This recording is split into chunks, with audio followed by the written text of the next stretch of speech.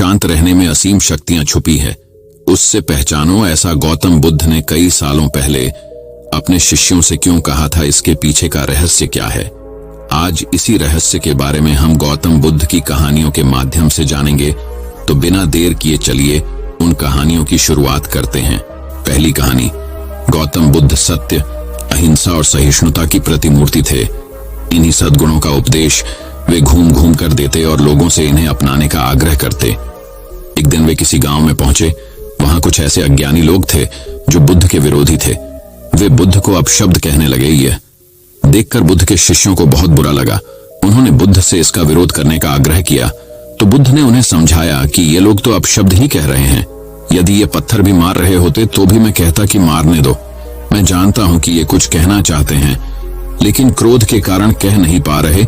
10 साल पूर्व यदि ये ही लोग मुझे गाली देते तो मैं भी इन्हें गाली देता, किंतु अब तो लेन देन से मुक्ति मिल गई है। क्रोध से अपशब्द निकलते हैं। यहां तो क्रोध भवन कब का ढह चुका है। बुद्ध के विचार सुनकर अपशब्द कहने वाले हैरान रह गए। बुद्ध ने आगे अपने शिष्यों से कहा, इन लोगों को बताओ कि पिछले गांव में क्या हुआ था। शिष्यों ने बताया, वहां के लोग फल व मिठाइयां लेकर आए थे और आपने यह कहकर वे चीजें लौटा दी कि अब लेने वाला विदा हो चुका है। 10 साल पहले आते तो मैं ये सभी उपहार ले लेता। बुद्ध बोले, उन लोगों ने मिठाइयां गांव में बांट दी, लेकिन आप ये अपशब्द गांव में ना बांटे। आप मुझे क्रोध नहीं दिला सकते। ठीक उस खूंटी की तरह जो किसी को नहीं टांगती, लोग उस पर वस्त्र अवश्य टांग देते हैं। कथा का सार यह है कि साक्षी भाव सच्चे संत की पहचान है। जो अच्छे बुरे, लाभ हानि, अपना पराया के संकीर्ण भाव से मुक्त हो जाता है, उसे ही संतत्व की प्राप्ति होती है। तो अब दोस्तों चलिए बढ़ते हैं हमारे गौतम बुद्ध की दूसरी रहस्यमयी कहानी की तरफ। दूसरी कहानी, भिक्षु का खजाना। एक बार एक राज्य के राजा ने अपने महल में एक बौद्ध भिक्षु को बुलाया। राजा ने भिक्षु से कहा, अगर आपसे मैं कुछ मांगूंगा तो क्या आप मुझे देंगे? बौद्ध भिक्षु ने कहा, जरूर, बताइए क्या चाहिए आपको। राजा ने कहा, क्या आप मुझे अपना ये भिक्षा पात्र दे सकते हैं? बौद्ध भिक्षु ने बिना कोई प्रश्न किए अपना भिक्षा पात्र राजा को दे दिया। अब सिर्फ तन पर कपड़े के अलावा सांसारिक वस्तु के नाम पर कुछ भी शेष नहीं था भिक्षु के पास। राजा ने बदले में बौद्ध भिक्षु को एक बड्ढा सा सोने का कटोरा दे दिया, जिसमें चारों तरफ मोती जड्डे हुए थे। बौद्ध भिक्षु ने उस कटोरे को हाथ में लिया और जंगल में बनी अपनी कुटिया की तरफ चलने लगे। वे रास्ते से गुजर ही रहे थे कि एक चोर ने उनके हाथ में वो कीमती सोने का कटोरा देख लिया। चोर उस कटोरे को चुराने के मन से बौद्ध भिक्षु का पीछा करता रहा। बौद्ध भिक्षु ने महसूस कर दिया था कि एक चोर उनका पीछा कर रहा है। उन्होंने सोचा कि सोने के कटोरे की वजह से ये चोर उनकी मानसिक शांति को खराब कर सकता है और उस चोर को इस कटोरे को चुराने के लिए बहुत मेहनत भी करनी पड़ेगी। इसलिए ये कटोरा उस चोर को ही दे देना उचित होगा। फिर जब वो भिक्षु अपनी कुटिया के द्वार पर पहुंचे तो उस सोने के कटोरे को कुटिया के बाहर ही फेंककर अपनी कुटिया में चले गए। चोर एक पेड़ के पीछे छिपा ये सब कुछ देख रहा था। चोर ने जब देखा कि भिक्षु सोने का पात्र बाहर ही फेंककर कुटिया में चला गया तो उसने सोचा कि जरूर उस भिक्षु ने कुटिया में इससे भी ज्यादा बहुत सी बहुमूल्य वस्तुएं व धन छुपा कर रखे होंगे, इसीलिए वो इसे बाहर ही फेंककर अंदर चला गया। ये सोचकर वो चोर कुटिया के अंदर जाने का प्रयास करता है। कुटिया के अंदर उसने देखा तो वो बौद्ध भिक्षु ध्यान में पूरी तरह लीन होते हैं। चोर दबे पांव कुटिया के अंदर प्रवेश करता है और चारों तरफ नजरें घुमाकर देखने लगता है, लेकिन कुटिया तो पूरी तरह से खाली थी। चोर को कुटिया में कोई भी बहुमूल्य धातु खजाना नजर नहीं आ रहा था। ये सोचकर वो चोर और भी ज्यादा आश्चर्यचकित रह जाता है। चोर मन ही मन सोचने लगता है कि जब इस भिक्षु के पास कुछ भी नहीं है तो उसने उस सोने के कटोरे को कुटिया के बाहर ही क्यों फेंक दिया। फिर उसने खुद से कहा, इससे मुझे क्या, इस साधु के पास कुछ हो ना हो, मुझे तो उस कटोरे को लेकर यहाँ से निकल लेना चाहिए। चोर कुटिया के बाहर जाकर उस कटोरे को उठाने लगता है कि तभी उसके मन में वही प्रश्न उठता है कि आखिर उस भिक्षु के पास ऐसा क्या है कि उसे इस सोने के कटोरे की परवाह नहीं।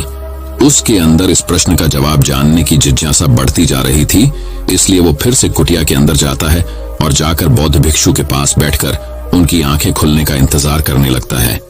थोड़ी देर बाद जब बौद्ध भिक्षु अपनी आंखें खोलते हैं तो वो उसी चोर की अपने सामने बैठा देखते हैं जो उनका पीछा कर रहा था।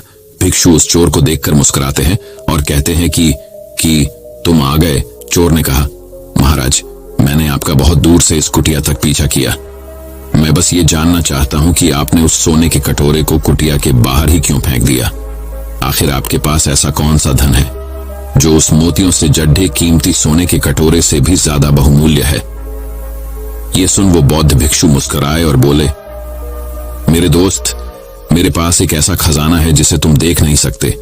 चोर ने फिर से जिज्ञासा भरे मन से पूछा, क्या खजाना? ऐसा कौन सा खजाना वो, मुझे बताओ। भिक्षु बोले, मेरे पास ध्यान का खजाना है जिसके सामने दुनिया की सारी दौलत भी फीकी है।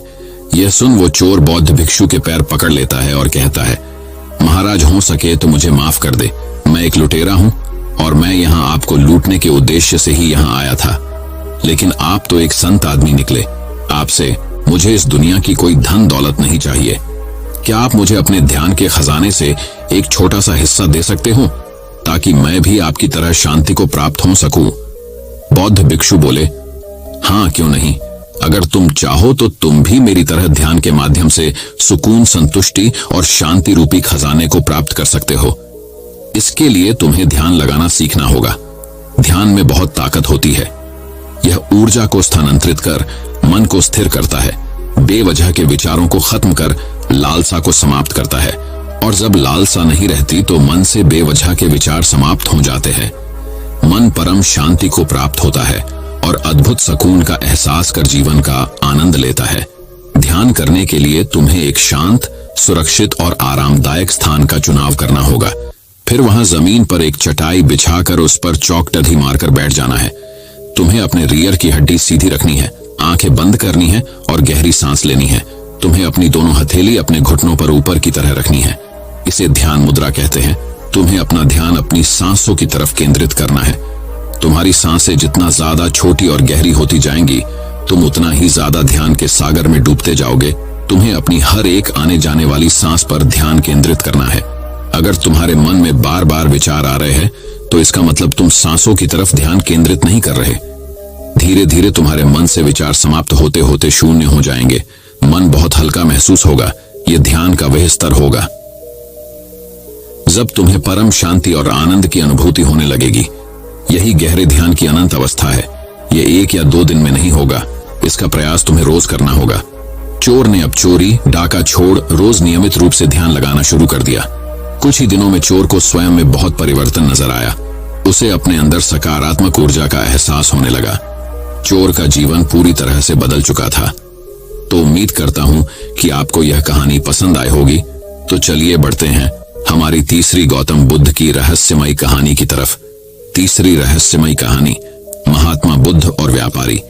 यह कहानी हमें यही शिक्षा देती है कि बिगड़ती परिस्थितियों में भी थोड़ी समझदारी दिखाई जाए तो संबंध जीवन भर बने रहेंगे। एक बार की बात है, मगध के व्यापारी को व्यापार में बहुत लाभ हुआ। इसके बाद से वह अपने अधीनस्थों से अहंकारपूर्ण व्यवहार करने लगा।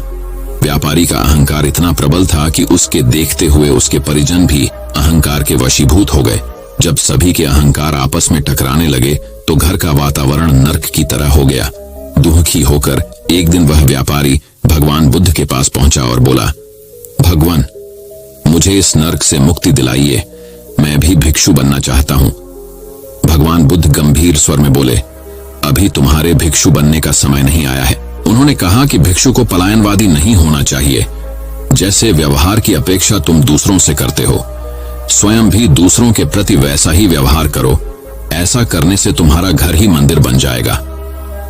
उस व्यापारी ने भगवान बुद्ध की सीख को अपनाया और घर का वातावरण स्वतः बदल गया। सीख, आप दूसरों के साथ वह व्यवहार न करो जो तुम्हें अपने लिए पसंद नहीं। व्यापारी का अहंकार इतना प्रबल था कि उसके देखते हुए उसके परिजन भी अहंकार के वशीभूत हो गए थे। तो अब दोस्तों, चलिए बढ़ते हैं हमारे गौतम बुद्ध की चौथी कहानी की तरफ। चौथी कहानी, एक बार 3 आदमी सुबह की सैर के लिए निकले। उन्होंने पहाड़ी पर एक बौद्ध भिक्षु को खड़ा देखा और उनके पास करने के लिए कुछ नहीं था और वे बस चर्चा करने लगे कि वह व्यक्ति क्या कर रहा है। एक ने कहा, जहां तक मैं यहां से देख सकता हूं वह किसी की प्रतीक्षा कर रहा है और उसका इंतजार कर रहा है। शायद कोई दोस्त पीछे छूट गया है और वह उसकी प्रतीक्षा कर रहा है। दूसरे आदमी ने कहा, उसे देखकर मैं आपसे सहमत नहीं हो सकता क्योंकि जब कोई अपने पीछे छूटे हुए मित्र की प्रतीक्षा कर रहा होता है तो कभी कभी वह पीछे मुड़कर देखता है कि वह अभी तक आया है या नहीं और कितनी देर तक आया है। इंतजार करना होगा, लेकिन ये आदमी कभी पीछे मुड़कर नहीं देखता, वह बस वहीं खड़ा रहता है। मुझे नहीं लगता कि वह किसी से उम्मीद कर रहे हैं। मेरी भावना यह है कि इन बौद्ध भिक्षुओं के पास गायें हैं। जापान में उनके पास सुबह की चाय के लिए दूध के लिए एक गाय होती है, अन्यथा आपको सुबह सुबह एक कप चाय के लिए भीख मांगने जाना पड़ेगा। और भिक्षु दिन में कम से कम 5-6 बार चाय पीते हैं। ऐसा करना लगभग एक धार्मिक चीज है, क्योंकि चाय आपको जागृत, सतर्क, अधिक सचेत रखती है। इसलिए वे मठ में एक गाय रखते हैं। दूसरे आदमी ने कहा, मुझे ऐसा लग रहा है कि उसकी गाय कहीं खो गई है, चरने गई होगी और वह बस गाय को ढूंढ रहा है। तीसरे आदमी ने कहा, मैं सहमत नहीं हो सकता, क्योंकि जब कोई गाय खोजता है तो उसे मूर्ति की तरह खड़े होने की जरूरत नहीं है। आपको घूमना होगा, आपको इस तरफ और उस तरफ जाकर देखना होगा। वह अपना चेहरा भी इधर उधर नहीं हिलाते। उसके चेहरे का तो कहना ही क्या, उसकी आंखें भी आधी बंद हैं। वे उस आदमी के करीब आ रहे थे ताकि वे उसे और अधिक स्पष्ट रूप से देख सकें। फिर तीसरे आदमी ने कहा, मुझे नहीं लगता कि आप सही हैं। मुझे लगता है वह ध्यान कर रहे हैं, लेकिन हम कैसे तय करें कि कौन सही है? उन्होंने कहा, कोई दिक्कत नहीं है, हम बस उसके करीब आ रहे हैं, हम उससे पूछ सकते हैं। पहले आदमी ने भिक्षु से पूछा, क्या आप किसी ऐसे मित्र की प्रतीक्षा कर रहे हैं जो पीछे छूट गया है? बुद्ध भिक्षु ने अपनी आंखें खोली और कहा, उम्मीद? मैं कभी कोई अपेक्षा नहीं रखता। किसी भी चीज की अपेक्षा करना मेरे धर्म के विरुद्ध है। उस आदमी ने कहा, हे भगवान, उम्मीद करना भूल जाओ, बस मुझे बताओ, क्या आप इंतजार कर रहे हैं? उन्होंने कहा, मेरा धर्म सिखाता है कि आप अगले सेकंड के बारे में भी निश्चित नहीं हो सकते। मैं कैसे इंतजार कर सकता हूँ? इंतजार करने का समय कहाँ है? मैं इंतजार नहीं कर रहा हूँ। उस आदमी ने कहा, अपेक्षा करना, प्रतीक्षा करना भूल जाइए। मैं आपकी भाषा नहीं जानता, बस मुझे बताओ, क्या तुमने कोई दोस्त छोड़ा है? उन्होंने कहा, फिर वही बात, दुनिया में मेरा कोई दोस्त नहीं है, दुनिया में मेरा कोई दुश्मन नहीं है, क्योंकि वे दोनों एक साथ आते हैं। आप एक को सुलझाकर दूसरे को नहीं छोड़ सकते। क्या तुम नहीं देख सकते कि मैं एक बौद्ध भिक्षु हूं? न मेरा कोई शत्रु है, न मेरा कोई मित्र है, और तुम कृपया दफा हो जाओ, मुझे परेशान मत करो। दूसरे आदमी ने सोचा, अब मेरे लिए आशा है। उन्होंने कहा, यह तो मैंने उनसे पहले ही कहा था कि आप बकवास कर रहे हैं। वह प्रतीक्षा नहीं कर रहा है, अपेक्षा नहीं कर रहा है। वह एक बौद्ध भिक्षु है, उसका कोई मित्र नहीं, कोई शत्रु नहीं। आप ठीक कह रहे हैं। मुझे ऐसा लग रहा है कि आपकी गाय खो गई है। भिक्षु ने कहा, तुम पहले आदमी से भी अधिक मूर्ख हो। मेरी गाय? बौद्ध भिक्षु के पास कुछ भी नहीं होता, और मैं किसी और की गाय की तलाश क्यों करूं? मेरे पास कोई गाय नहीं है। वह आदमी बहुत शर्मिंदा लग रहा था, क्या करें? तीसरे आदमी ने सोचा, अब एकमात्र संभावना वही है जो मैंने कहा है। उन्होंने कहा, मैं देख सकता हूं कि आप ध्यान कर रहे हैं। भिक्षु ने कहा, बकवास, ध्यान कोई गतिविधि नहीं है। एक ध्यान नहीं, एक ध्यान है। आपको सच बताऊं ताकि आप सभी लोग भ्रमित न हो, मैं कुछ नहीं कर रहा हूं। यहां खड़े रहना, कुछ न करना, क्या यह आपत्तिजनक है? उन्होंने कहा, नहीं, यह आपत्तिजनक नहीं है, इसका हमें कोई मतलब नहीं है। यहां खड़े रहना, कुछ नहीं करना। लेकिन उन्होंने कहा, ध्यान यही है, बैठना और कुछ नहीं करना, न अपने शरीर से न अपने मन से। तो दोस्तों, चलिए बढ़ते हैं हमारे 5वीं कहानी की तरफ। 5वीं कहानी एक दिन की बात है।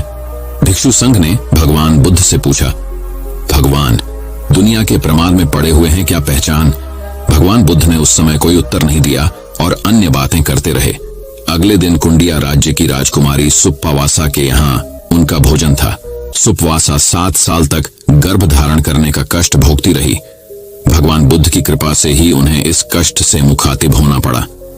इसी दावे में वह भिक्षु संघ को भोजन दे रही थी। जब सुप्पावासा तथागत भगवान बुद्ध को भोजन करा रही थी, उसी समय उनके पति नवजात शिशु को गोद में लेने के करीब खड़ा था। 7 वर्ष तक गर्भ में रहने के कारण उसका बाल जन्म से ही विकास हुआ। देखो, मैं भी सुंदर था। उस बच्चे की हंसी और क्रीड़ा करने की आश्रम बड़ी मनमोहक थी। वह बार बार मां की गोद में जाने के लिए मचल रही थी। भगवान बुद्ध ने पूछा, बेटी सुप्पावासा, अगर आपको ऐसे बेटे मिलें तो आप कितने और बेटों की इच्छा कर सकते हैं? सुपवासा ने कहा, महात्मा, अभी 7 बार और इसी तरह के जोड़ों की मेरी चाहत है। भिक्षुक मित्र निकट ही बैठे थे।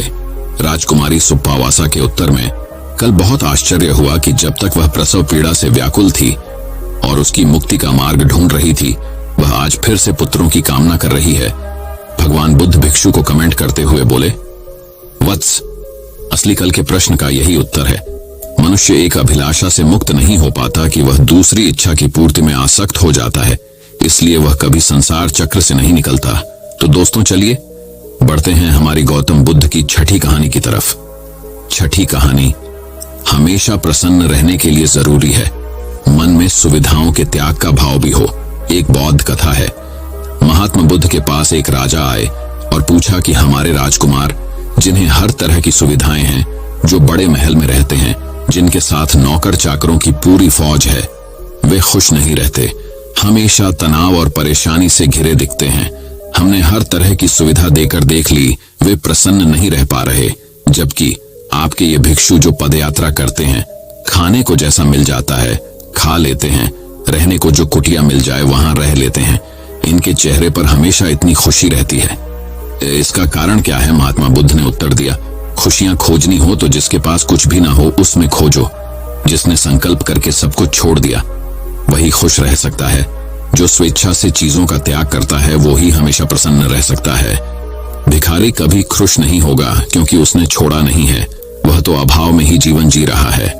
अभाव का जीवन जीने वाला कभी खुश नहीं रह सकता। चिंताएं उसे हर समय घेरे रहती हैं। जिसने जानबूझकर छोड़ा है वह खुश रह सकता है। ये 2 बातें हैं, एक छोड़ना और एक छूटना। ऐसे ही आपके राजकुमार सारी सुविधाओं से परिपूर्ण हैं, लेकिन उनके मन में उन सुविधाओं के छूट जाने का डर रहता है। छूट जाना और छोड़ देना दोनों में अंतर है।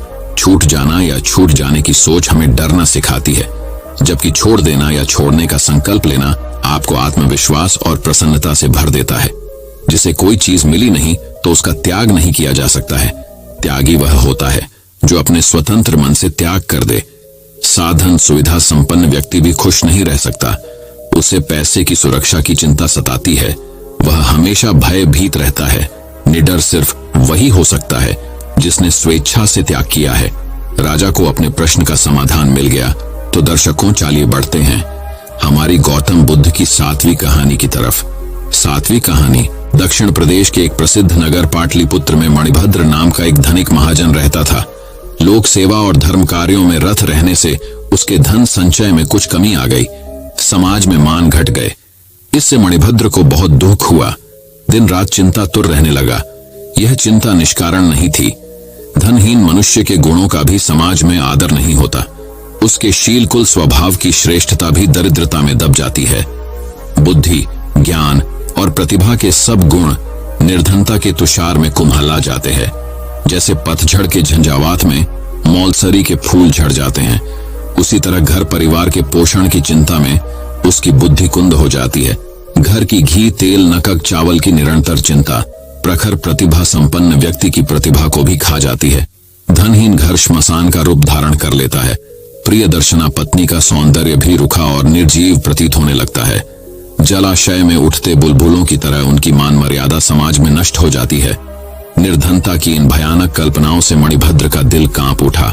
उसने सोचा, इस अपमानपूर्ण जीवन से मृत्यु अच्छी है। इन्हीं विचारों में डूबा हुआ था कि उसे नींद आ गई। नींद में उसने एक स्वप्न देखा। स्वप्न में पद्मनिधि ने एक भिक्षु की वेशभूषा में उसे दर्शन दिए और कहा कि वैराग्य छोड़ दे। तेरे पूर्वजों ने मेरा भरपूर आदर किया था, इसीलिए तेरे घर आया हूं। कल सुबह फिर इसी वेश में तेरे पास आऊंगा। उस समय तू मुझे लाठी की चोट से मार डालना, तब मैं मरकर स्वर्णमय हो जाऊंगा। वह स्वर्ण तेरी गरीबी को हमेशा के लिए मिटा देगा। सुबह उठने पर मणिभद्र इस स्वप्न की सार्थकता के संबंध में ही सोचता रहा। उसके मन में विचित्र शंकाएं उठने लगीं। न जाने यह स्वप्न सत्य था या असत्य, यह संभव है या असंभव। इन्हीं विचारों में उसका मन डांवाडोल हो रहा था। हर समय धन की चिंता के कारण ही शायद उसे धन संचय का स्वप्न आया था। उसे किसी के मुख से सुनी हुई यह बात याद आ गई कि रोगग्रस्त, शोकातुर, चिंताशील और कामर्त मनुष्य के स्वप्न निरर्थक होते हैं। उनकी सार्थकता के लिए आशावादी होना, अपने को धोखा देना। हाँ, मणिभद्र यह सोच ही रहा था कि स्वप्न में देखे हुए भिक्षु के समान ही एक भिक्षु अचानक वहां आ गया। उसे देखकर मणिभद्र का चेहरा खिल गया। सपने की बात याद आ गई। उसने पास में पड़ी लाठी उठाई और भिक्षु के सिर पर मार दी। भिक्षु उसी क्षण मर गया। भूमि पर गिरने के साथ ही उसका सारा शरीर स्वर्णमय हो गया। मणिभद्र ने उसका स्वर्णमय मृतदेह छिपा लिया, किंतु उसी समय एक नाई वहां आ गया था। उसने यह सब देख लिया था।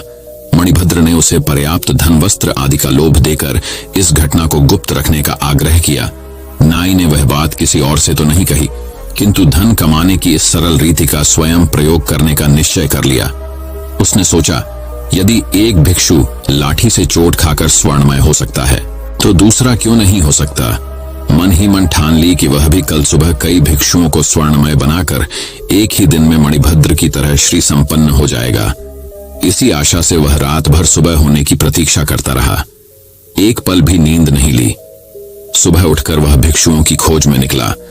पास ही एक भिक्षुओं का मंदिर था। मंदिर की 3 परिक्रमाएं करने और अपनी मनोरथ सिद्धि के लिए महात्मा बुद्ध से वरदान मांगने के बाद वह मंदिर के प्रधान भिक्षु के पास गया, उसके चरणों का स्पर्श किया और उचित वंदना के बाद यह विनम्र निवेदन किया कि आज की भिक्षा के लिए आप समस्त भिक्षुओं समेत मेरे द्वार पर पधारे। प्रधान भिक्षु ने नाई से कहा, तुम शायद हमारी भिक्षा के नियमों से परिचित नहीं हो। हम उन ब्राह्मणों के समान नहीं हैं जो भोजन का निमंत्रण पाकर गृहस्थों के घर जाते हैं। हम भिक्षु हैं जो यथेच्छा से घूमते घूमते किसी भी भक्त श्रावक के घर चले जाते हैं और वहां उतना ही भोजन करते हैं जितना प्राण धारण करने मात्र के लिए पर्याप्त हो। अतः हमें निमंत्रण न दो, अपने घर जाओ। हम किसी भी दिन तुम्हारे द्वार पर अचानक आ जाएंगे। नाई को प्रधान भिक्षु की बात से कुछ निराशा हुई, किंतु उसने नई युक्ति से काम लिया। वह बोला, मैं आपके नियमों से परिचित हूं, किंतु मैं आपको भिक्षा के लिए नहीं बुला रहा। मेरा उद्देश्य तो आपको पुस्तक लेखन की सामग्री देना है। इस महान कार्य की सिद्धि आपके आए बिना नहीं होगी। प्रधान भिक्षु नाई की बात मान गया। नाई ने जल्दी से घर की राह ली। वहां जाकर उसने लाठियां तैयार कर ली और उन्हें दरवाजे के पास रख दिया। तैयारी पूरी हो जाने पर वह फिर भिक्षुओं के पास गया और उन्हें अपने घर की ओर ले चला। भिक्षु वर्ग भी धन वस्त्र के लालच से उसके पीछे पीछे चलने लगा।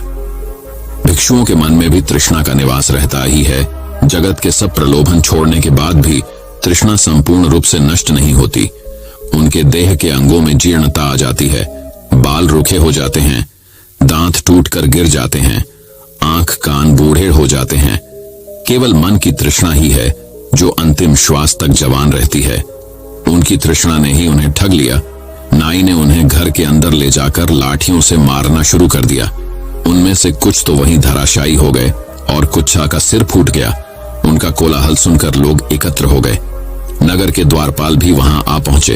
वहां आकर उन्होंने देखा कि अनेक भिक्षुओं का मृतदेह पड़ा है और अनेक भिक्षु आहत होकर प्राण रक्षा के लिए इधर उधर दौड़ रहे हैं। नाई से जब इस रक्तपात का कारण पूछा गया तो उसने मणिभद्र के घर में आहत भिक्षु के स्वर्णमय हो जाने की बात बतलाते हुए कहा कि वह भी शीघ्र स्वर्ण संचय करना चाहता था। नाई के मुख से यह बात सुनने के बाद राज्य के अधिकारियों ने मणिभद्र को बुलाया और पूछा कि क्या तुमने किसी भिक्षु की हत्या की है। मणिभद्र ने अपने स्वप्न की कहानी आरंभ से लेकर अंत तक सुना दी। राज्य के धर्माधिकारियों ने उस नाई को मृत्यु दंड की आज्ञा दी और कहा, ऐसे कुपरीक्षितकारी बिना सोचे काम करने वाले के लिए यही दंड उचित था। मनुष्य को उचित है कि वह अच्छी तरह देखे, जाने, सुने और उचित परीक्षा किए बिना कोई भी कार्य न करे, अन्यथा उसका वही परिणाम होता है जो इस कहानी के नाई का हुआ। सीख अच्छी तरह देखे, जाने, सुने और उचित परीक्षा किए बिना कोई भी कार्य न करे। तो दोस्तों चलिए बढ़ते हैं हमारे गौतम बुद्ध की 9वीं कहानी की तरफ। 9वीं कहानी, जब सम्राट अशोक ने बौद्ध भिक्षुओं को तेल में डाल दिया। जब सम्राट अशोक ने बौद्ध भिक्षु को तेल में तेल डाला, सम्राट अशोक कलिंग ने अपनी राजधानी में जाकर अपने मंत्रियों और सेना के साथ मिलकर एक सभा को हराया। सभा में अशोक ने कलिंग विजय पर अपनी सेना की प्रशंसा की। अचानक की सभा बीच में एक बौद्ध भिक्षु और आश्रम, उस भिक्षु ने अशोक की जय हो को सम्राट घोषित किया। सम्राट ने पूछा, कहिए साधु महाराज, आपको क्या करना चाहिए। भिक्षु ने कहा, सम्राट, आपसे यह पूछना चाहता हूं कि आपने लाखों मनुष्य का विनाश करके इस कलिंग राज्य पर जो विजय पाई है उसे घायल करके लाखों को घायल कर दिया है। यह सच्ची विजय क्या है? क्या यह विजय मानवता का विकास कर पाएगी? सम्राट अशोक नाराज हो गए। अशोक की आंखों में अंगारे देख राधागुप्त बोले, भिक्षुवर, अपनी वाणी पर संयम रखें और दरबार की मर्यादा का पालन करें। भिक्षु ने निडर बाएं उत्तर दिया, स्थान जी, सत्य का उपदेश सदैव कठिन होता है। एक भिक्षु हूं और सत्य कहता हूं। एक भिक्षु का धर्म है। वॉरलैंड में कलिंग के लाखों लोग दर्द से कराहते हुए देखते आए हैं। आपको क्या मिला यह युद्ध करके? सम्राट अशोक क्रोध से तिलमिला उठे। उन्होंने भिक्षु को कठोर से कठोर दंड देने की आज्ञा दी। सम्राट की आज्ञा सुन। वह भिक्षु हंसने लगा और उसने कहा कि सम्राट की मृत्यु से डरता नहीं। आप लाखों लोगों को सलाम करते हैं, उनके मृतकों के शवों पर खुशियां मनाना चाहते हैं। ठीक है सम्राट, यह कलिंग की लहूलुहान धरती आपके स्वागत के लिए तैयार है। रोटी स्त्रियां आपकी विजय पर मंगल बधाइयां दे रही हैं। भिक्षुओं के अपने उपदेशों को सुन सम्राट अशोक गांभीर्य खोकर ने उन्हें तत्काल आयातित तेल में डुबोकर आज्ञा दे दी। कुछ सैनिकों ने उन्हें पकड़कर दंड दे दिया। इसी दौरान सम्राट अशोक ने वीर सैनिकों का पुरस्कार किया और अपने मंत्री से बात कर रहे थे। तीसरे में एक सैनिक का कहना है, महाराज, महा आश्चर्य की बात है, खौलाते तेल में डाल देने पर भी भिक्षु का मरना तो दूर, उसे तनिक भी नुकसान नहीं पहुंचा। सम्राट अचरज में पद छोड़ दिया। सुवास ने कहा कि यह अविश्वसनीय है। आचार्य महाराज, सामने व्यापारी की सच्चाई का पता चलता है। सेनापति और सम्राट दोनों उस भिक्षुक के पास हैं जहां उसे गर्म तेल मिलाते हुए डाला गया था। वहां पर सभी लोग भी भिक्षु बैठे थे और अपना गुणगान कर रहे थे। सम्राट ने देखा तेल आग की लपटों को बहुत खूब खौलाया जा रहा था और वह भिक्षुक नेत्र बंद करके समाधि लगाए हुए थे और उनके मुख से नमो बुद्धाय के उच्चारण में क्रांति आ रही थी। उस गर्म तेल से उसके शरीर पर जरा सी भी खराबी नहीं आ रही थी। सम्राट के मन में उसके लिए श्रद्धा उत्पन्न हो गई। उन्होंने तुरंत उस भिक्षुक को सम्मान दिया और उस भिक्षु को बाहर से बाहर निकाल दिया। सम्राट भिक्षु के सामने सर झुकाकर ने कहा, भिक्षुवर, क्षमा करें। आपके साथ अत्याचार कर बैठा भिक्षु ने कहा, महाराज, आपको अपनी शक्ति पर बहुत गर्व था, लेकिन शक्ति की हार हुई। आप तलवारों से लोग अपने साम्राज्य का विस्तार तो कर सकते हैं, लेकिन किसी मनुष्य का हृदय जीत नहीं सकते। उनके विचार पर आप नहीं टिक सकते। हिंसा से हिंसा उत्पन्न होती है और मानवता का नाश होता है। तुम मनुष्य को सुख और शांति नहीं दे सकते। अपने साम्राज्य को बढ़ाने के लिए ज्ञान को न सताओ, प्रेम और दया से मनुष्य के हृदय को जीतो। सम्राट बोले, भिक्षु, मुझे क्षमा करें। आपकी बातों में सार है। आप जो बता रहे हैं कि डॉयन राक्षस को भी मानव निर्मित किया जा सकता है, आज से अपनी नीति में बदलाव करें। सम्राट का हृदय परिवर्तन हो गया। उन्होंने युद्ध न करने की घोषणा की और कभी भी तलवारें न उठाने की प्रतिज्ञा की। उन्होंने पशु बलि को बंद कर दिया और कहा कि जीव हिंसा पाप है। पशुओं का वध करने से उनका अपना कल्याण नहीं हो सकता। दोस्तों, मैं उम्मीद करता हूं कि यह कहानी सुनने से आपके जीवन में अच्छे बदलाव आए होंगे। आपको इस वीडियो से क्या सीखने मिला, ये कमेंट करके जरूर बताएं और अपने परिवार, दोस्तों या आपके करीबी इंसान के साथ ये कहानी शेयर करके उन्हें भी इस ज्ञान से परिचित करवाएं। बाकी अगर आपको ये वीडियो दिल से अच्छी लगी हो तभी इस वीडियो को लाइक कर देना और आपने अब तक इस चैनल को सब्सक्राइब न किया हो तो चैनल को सब्सक्राइब भी जरूर कर देना। आपका हर दिन शुभ हो और खुशियों से आपका जीवन भरा रहे। धन्यवाद। नमो।